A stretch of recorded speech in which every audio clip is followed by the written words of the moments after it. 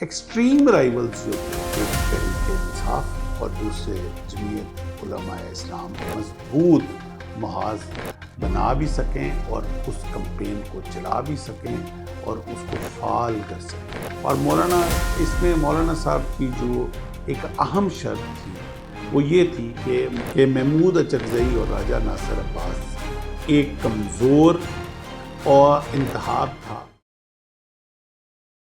السلام علیکم، امید ہے آپ لوگ خیریت سے ہوں گے. وہ ایک بڑا مشہور مقولہ ہے کہ دشمن کا دشمن جو ہے وہ آپ کا دوست، اور جو آپ کے دشمن کا دوست ہے وہ آپ کا دشمن، اور آپ کے دوست کا دوست جو ہے وہ آپ کا دوست. تو جو دشمن کا دشمن ہے وہ آپ کا دوست، اس فارمولے کے تحت ایک ڈیولپمنٹ کے پی کے میں ہوئی، اور وہ ایک خاص انوائرمنٹ کے اندر وہ ڈیولپمنٹ ہوئی، کچھ ملاقاتیں ہوئیں، اور جو دونوں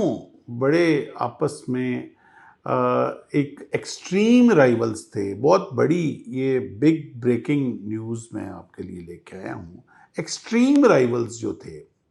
وہ آپس میں ملے،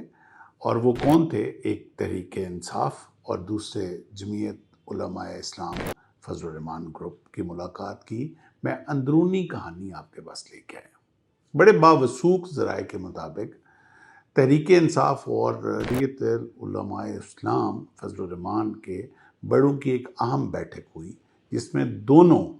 اطراف سے باہمی تعلقات کو بہتر کرنے کی تجاویز دی گئی تاکہ یہ مل کر حکومت وقت کے خلاف ایک مضبوط محاذ بنا بھی سکیں اور اس کمپین کو چلا بھی سکیں اور اس کو فعال کر سکیں.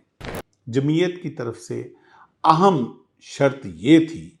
کیونکہ یہ تو ہو نہیں سکتا نا کہ مولانا صاحب کوئی ایک پولیٹیکل ڈیل کے تحت کسی کے ساتھ بیٹھیں اور اس میں مولانا صاحب کی ڈیمانڈز نہ ہوں. یہ تو ہو نہیں سکتا، بیکاز یہ ایک پولیٹیکل گین ہوتے ہیں یہ اس سارے شطرنج کی گیم کے اندر. اور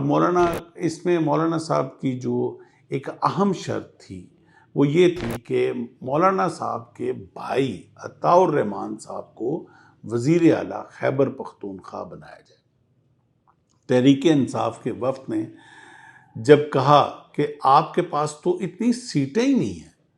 کہ آپ یہ ڈیمانڈ بھی کر سکیں، تو جمعیت کے وفد نے آگے سے بڑا ایک لاجیکل اور ہسٹورک جواب دیا. انہوں نے کہا کہ آپ نے پنجاب میں کاف لیگ کی 10 سیٹیں ہونے کے باوجود پرویز الہی صاحب کو جب اعتماد کیا تو پھر ہم پر کیوں نہیں کیا جا سکتا. دونوں اہم پیشکش، دوسری اہم پیشکش مولانا فضل الرحمان کو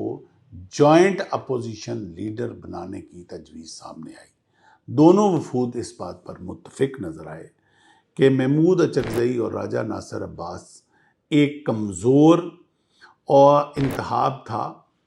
اور انہوں نے کوئی ابھی تک کوئی پروگریس بھی نہیں کی، اور ان کی اسمبلی میں کوئی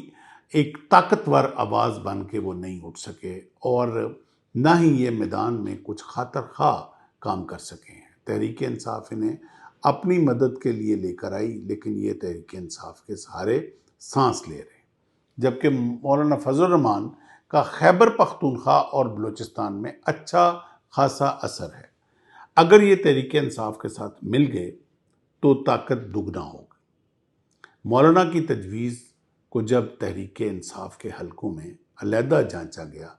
تو علیمہ خانم گروپ کے ممبران نے وزارت اعلیٰ اور اپوزیشن لیڈر والی تجویز پر سخت تشویش اور ناراضگی ظاہر کی. ان کے مطابق یہ تحریک انصاف کے لیے اپنے ہاتھ کاٹنے کے برابر ہوگا. اب یہاں یہ امر آپ نے دیکھنا ہے کہ کچھ لوگوں نے کافی سارے جو ایک پولیٹیکل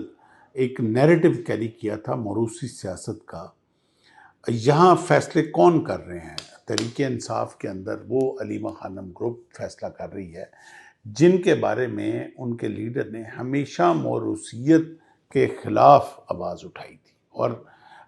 انگریزی بہت ساری لیجیٹیمیسی اور لیگیسی کی مثالیں دی تھی کہ کس طرح برٹش کی پالیٹکس کس طرح چلتی ہے، یو ایس کی پالیٹکس کس طرح چلتی ہے، یورپ کی پالیٹکس کس طرح چلتی ہے۔ تو موروثیت کے خلاف ہمیشہ جو ہے وہ بانی پی ٹی آئی نے اس بارے میں بڑا سخت اپنا موقف رکھا تھا، مگر آج جتنے بھی میجر ڈیسیژنز کے پی کے گورنمنٹ یا تحریک انصاف کی سینٹرل ایگزیکٹو کمیٹی کر رہی ہے، وہ سولو ڈیسیژنز ہو رہے ہیں اور وہ علیمہ خانمی کر رہی ہیں۔ اور دوسری طرف پھر بیرسٹر گوہر صاحب جو ہیں وہ بھی پورا ایک اثر رکھتے ہیں، اور دوسری طرف جب یہ بات بیرسٹر گوہر صاحب تک گئی تو انہوں نے انفرادی طور پر سہیل افریدی مولانا کی تجویز پر لبیک کہتے، دونوں لبیک کہتے ہوئے نظر آئے۔ اب تو یہ وقت بتائے گا کہ اونٹ کس کروٹ بیٹھتا ہے، لیکن یہ بیٹھک سیاست میں ایک ہلچل پھیلانے کا ضرور پیش خیمہ ہے۔ یہ دو وہ ایکسٹریمز ہیں جو پہلے بالکل ریلوے لائنز کی طرح دونوں آپس میں ایک ہی صوبے میں ایک اچھی خاصی رسا کشی کے اندر مبتلا تھی، اور میں وہ وقت بھول نہیں سکتا جب بانی پی ٹی آئی جو ہیں وہ اپنے ہر پولیٹیکل جلسے میں کھڑے ہو کے، تو سٹارٹ ہی کے پی کے میں کوئی جلسہ ہوتا تھا وہ ڈیزل کے نام سے شروع کرتے تھے، اور پھر پبلک آگے سے جس طرح اچھلتی تھی، اور پھر وہ جو ان کا نام لے لے کے اور نام بگاڑ بگاڑ کے جس طرح وہ اپنے جلسے کی رونق بنتے تھے۔ اور اس کے دوسری طرف میں مولانا فضل الرحمان کے بھی جو موقف تھے خان صاحب کے بارے میں، اور جو اسرائیلی ایجنٹ ہونے کا پہلا دعویٰ جو آیا تھا وہ جمعیت علماء اسلام فضل الرحمان گروپ کے پلیٹ فارم سے آیا تھا، اور پھر بہت سارے اس کے ایویڈنسز بھی بہت سارے مواقع پہ انہوں نے دیے، مگر آج دشمن کا دشمن دوست کے فارمولے کے تحت دونوں سر جوڑ کے بیٹھ کے ہیں، اور ایک بڑی اہم بیٹھک ہوئی ہے جس کی ساری تفصیل میں نے آپ کو بتا دی ہے۔ اپڈیٹ آپ کو دیتے رہیں گے، اور آپ کو ہماری اپڈیٹ کیسی لگی اپنی آراء سے ضرور بتائیے گا، اور وہ کمنٹ باکس میں اپنے کمنٹس دے کے ہمیں بتائیے گا۔ اس وقت اگلی ملاقات تک اپنا خیال رکھیے گا۔ اللہ حافظ۔